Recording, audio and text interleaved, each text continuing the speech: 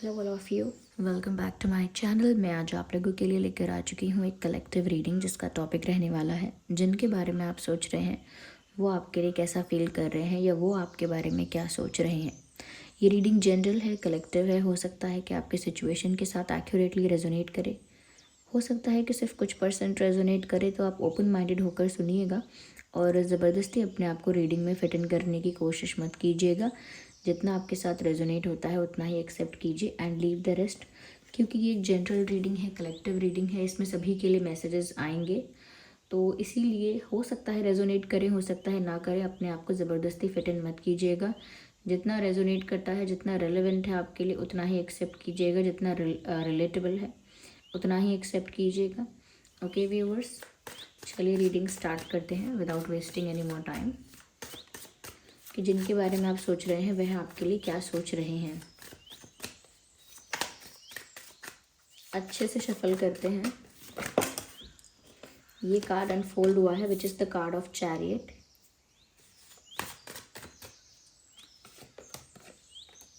Six of pentacles we have, nine of swords, the hermit, interesting,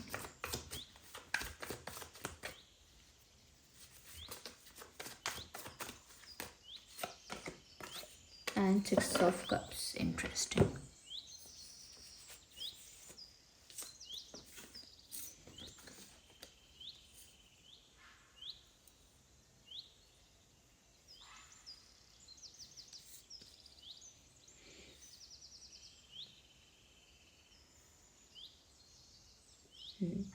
देखिए,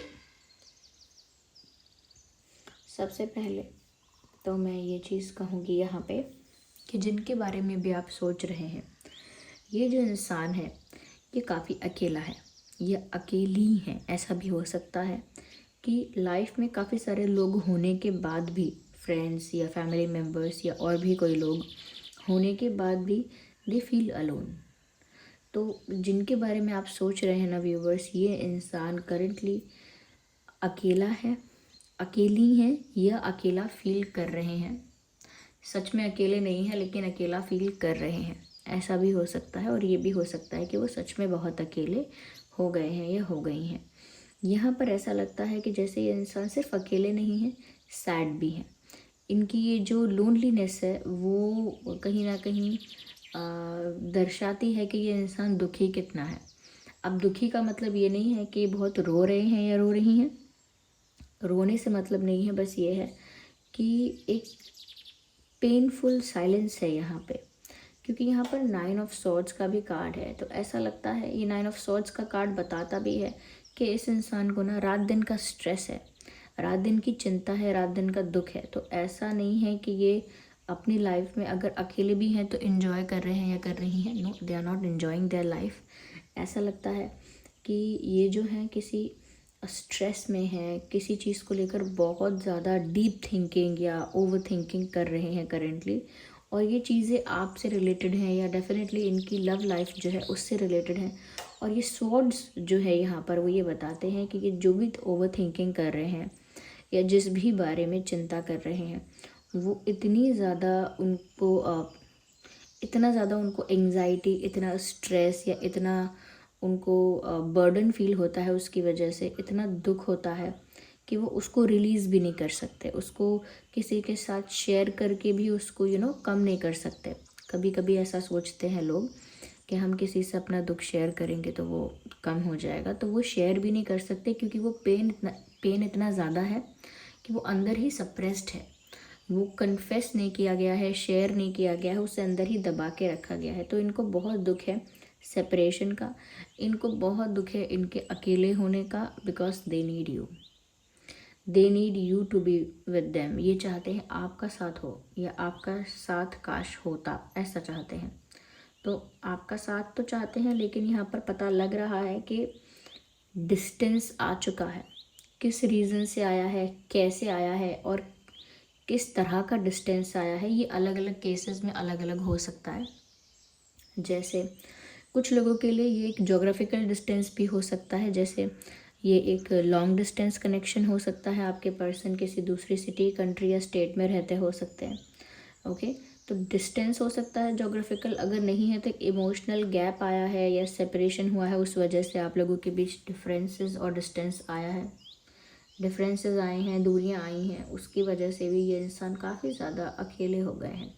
और ऐसा लगता है जैसे ये इंसान पुराने चैट्स या पुराने मैसेजेस बार बार रिपीटेड पढ़ रहे हैं, बार बार फ्लैशबैक में जाना, पुराने मैसेजेस को हमेशा, पुराने चैट्स को पढ़ना, पुराने पिक्चर्स अगर हैं तो उनको देखना।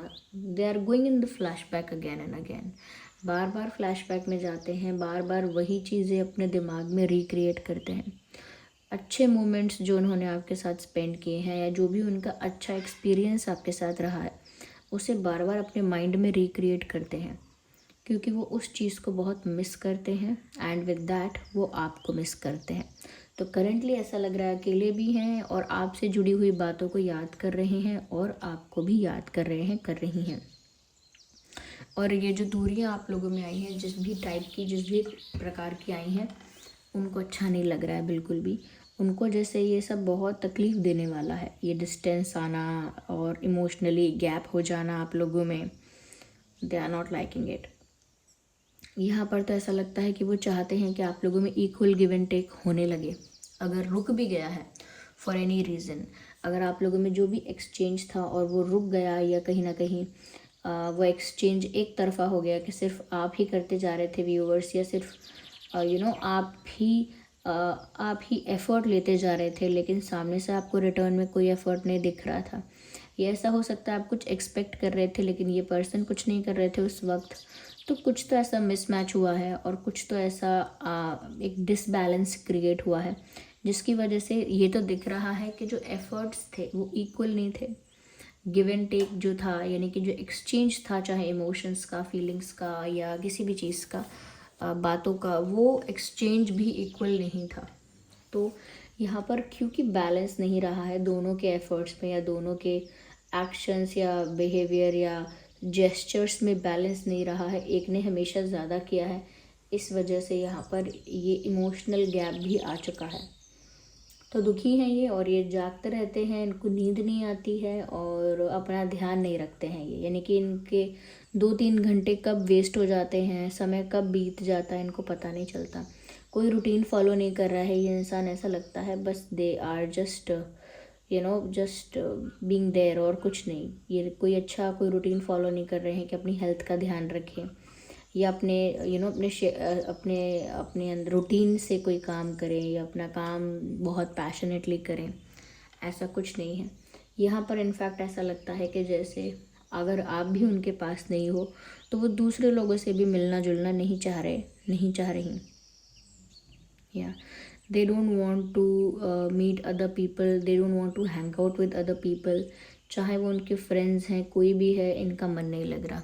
ऐसा नहीं है कि इनको कोई इनवाइट नहीं कर रहा या इनको कोई इन्वॉल्व नहीं करना चाह रहा। देर आर पीपल, मैंने कहा भी था स्टार्टिंग में कि ऐसा भी हो सकता है कि इनकी लाइफ में लोग हैं लेकिन फिर भी ये अकेला फील कर रहे हैं, बिकॉज वो आइसोलेटेड अंदर से फील कर रहे हैं, वो अलोन अंदर से फील करे। It is not about the crowd कि आपके आसपास कितना क्राउड है। इट इज़ दैट कि आप फुलफिल्ड फील कर रहे हो कि नहीं, आपको वो सपोर्ट मिल रहा है या नहीं, या आपको वो सेटिस्फैक्शन, सेंस ऑफ सेटिस्फैक्शन मिल रहा है या नहीं, इनको नहीं मिल रहा। तो यहाँ पर ये कार्ड भी है कि ये ना अकेले बहुत सोच विचार कर रहे हैं। ये जो इंसान है ये अकेले बैठकर बहुत सोच विचार कर रहे हैं और बहुत डीप थिंकिंग कर रहे हैं, कहाँ कमी रह गई, क्या गलती हो गई, क्या करना चाहिए, हाउ टू फिक्स थिंग्स, और बहुत ज़्यादा आपके बारे में सोचना। तो ये सब वो कर रहे हैं और अकेले में कर रहे हैं, क्योंकि मैंने आपसे ऑलरेडी कहा है ये किसी से शेयर नहीं कर रहे। तो वो शेयर नहीं कर रहा है तो वो जो भी कुछ हो रहा है वो उन्हीं के दिमाग में चल रहा है। It is not visible anywhere, कहीं दिखेगा नहीं कि इस इंसान ने क्या सोचा था। ओके, तो इन्होंने जानबूझ के भी खुद को अकेला किया है। क्यों? क्योंकि उनको किसी और के साथ इन्वॉल्व नहीं होना है, उनका दूसरों के साथ मन नहीं लग रहा है। वो अकेले बैठकर सोच विचार करने में ही अपने आप को ठीक समझ रहे हैं कि इसी में मैं खुश हूँ, मुझे डिस्टर्ब ना किया जाए। इस तरह से ये इंसान जानबूझ के भी अपने आप को आइसोलेट करके रखा है इस पर्सन ने, ये मेल फीमेल कोई भी हो सकते हैं, हो सकती हैं।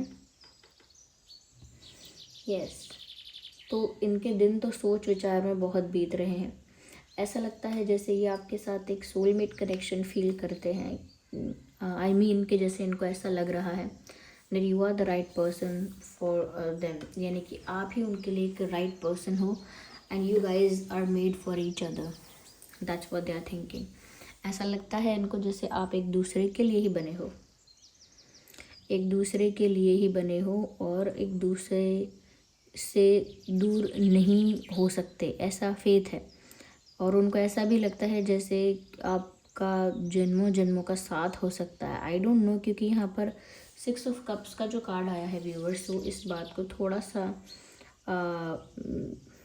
प्रूफ कर रहा है, क्लैरिफाई कर रहा है कि डेफिनेटली यहाँ पर चांसेस हैं किसी तरह के स्पिरिचुअल कनेक्शन होने के, लाइक पास्ट लाइफ कनेक्शन होने के।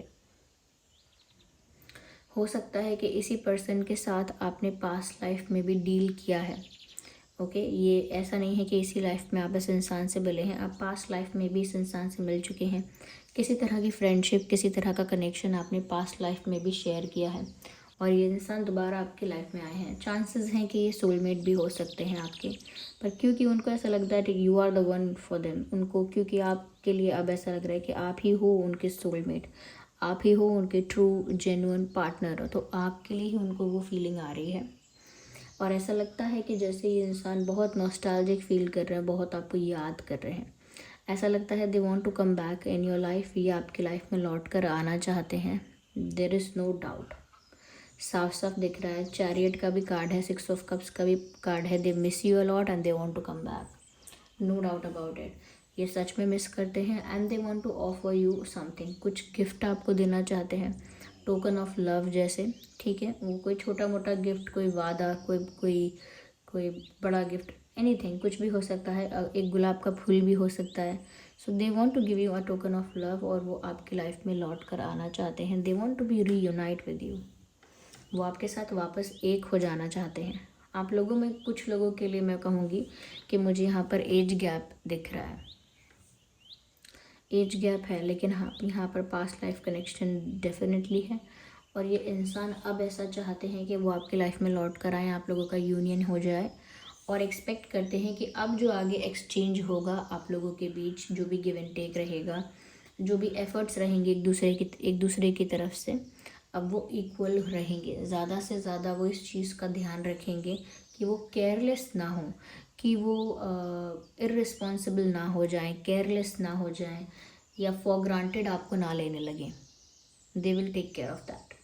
इन चीज़ों का ध्यान रखेंगे क्योंकि अब उनको ये चाहिए, उनको ये कनेक्शन चाहिए, उनको ये जो गिव एंड टेक का प्रॉब्लम था या बैलेंस नहीं था दोनों में, वो बैलेंस भी अब मेंटेन करने के लिए वो रेडी हैं, ऐसा लगता है।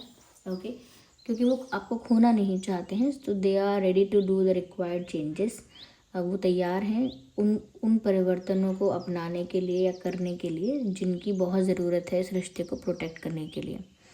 यहाँ पर ऐसा लगता है कि वो अब बैलेंस मेंटेन करके चलेंगे, कभी भी आपको अकेला नहीं छोड़ेंगे या फॉर ग्रांटेड नहीं लेंगे। इस बात के लिए खुद को भी समझाया है। यहाँ चैरियट का कार्ड है विच सेज कि ये इंसान जो है ना मेंटली प्रिपेयर है बिल्कुल आपकी तरफ मूव करने के लिए, and they are just like coming towards you. ये बस आपकी तरफ आ ही रहे हैं, ऐसा लगता है, या आ रही हैं।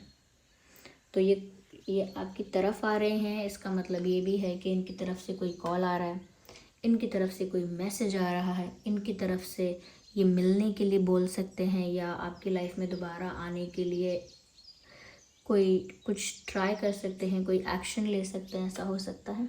But they are ready to come, they are almost prepared and ready to go, ready to leave. जैसे बस उनको आपके पास ही आना है और वो आपकी तरफ ही मूव कर रहे हैं, कर रही हैं, ऐसा लगता है। तो जिनके बारे में भी आप सोच रहे हैं ना, this person is missing you a lot, ये बात तो बहुत साफ है।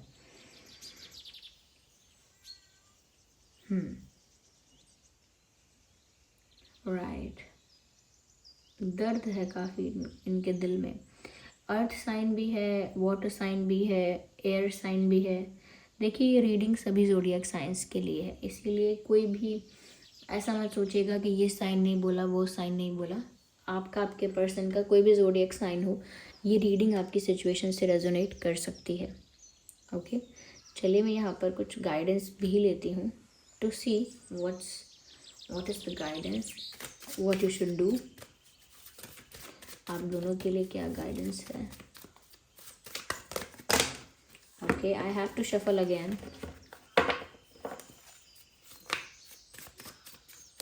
What's wrong?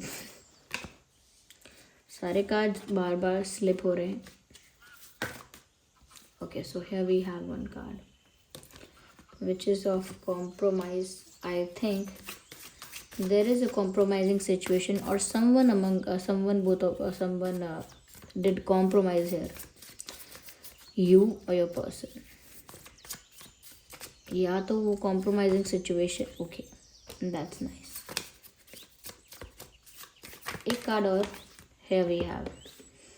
सबसे पहली चीज़ व्यूअर्स, डेफिनेटली यहाँ पर मुझे ऐसा लगता है कि आप या आपके पर्सन कोई भी कॉम्प्रोमाइजिंग सिचुएशन में रहे हैं। स्पेशली आपके पर्सन के लिए लगता है कि वो किसी कॉम्प्रोमाइजिंग सिचुएशन में स्टक रहे। ऐसा हो सकता है बहुत समय तक स्टक रहे, कहीं उन्होंने कोई कॉम्प्रोमाइज़ किया था और वहाँ पर वो स्टक रहे बहुत समय तक, ऐसा हो सकता है। बट नॉट एनी मोर, क्योंकि आगे बिग हैप्पी चेंजेस है। Yes, they will be big happy changes. तो यहाँ पर डिवाइन मैसेज है एक तरह से कि आगे खुशियाँ आने वाली हैं। ओके, और खुशियाँ ऐसे छोटी मोटी कोई न्यूज़ नहीं, मेजर लेवल पर आपकी लाइफ में और आप दोनों की लव लाइफ में खुशियाँ आने वाली हैं। वो जो भी कॉम्प्रोमाइजिंग सिचुएशन थी उससे आपके पर्सन फ्री हो जाएंगे। वो क्या थर्ड पार्टी सिचुएशन है, क्या कॉम्प्रोमाइजिंग सिचुएशन है, देखिए ये अलग अलग लोगों के लिए अलग अलग होगा। इसको जनरली मैं नहीं बोल सकती, लेकिन जनरली इतना बता सकते हैं यहाँ पे कि कहीं तो इन्होंने अपनी लाइफ में कुछ कॉम्प्रोमाइज़ किया था जिसकी वजह से फ्रीडम कम थी इनके पास। लेकिन अब ऐसा लगता है कि कॉम्प्रोमाइजिंग सिचुएशन से फ्री होकर इनकी लाइफ में बहुत बड़े लेवल के अच्छे चेंजेस आने वाले हैं। तब तक के लिए सिर्फ पॉजिटिव रहना है। Okay, so this was the reading. I hope कि रीडिंग आपके लिए हेल्पफुल रही है। अगर रीडिंग ने थोड़ा भी हेल्प किया है, वीडियो को लाइक करें, कमेंट करके बताएं कितने % रिलेट करती है। अगर आप नए हैं चैनल पर, सब्सक्राइब करें, बेल आइकन को प्रेस करना ना भूलें। चलिए फिर मिलते हैं अगली रीडिंग में, तब तक के लिए bye bye family, bye bye angels, love you all, bye bye, take care.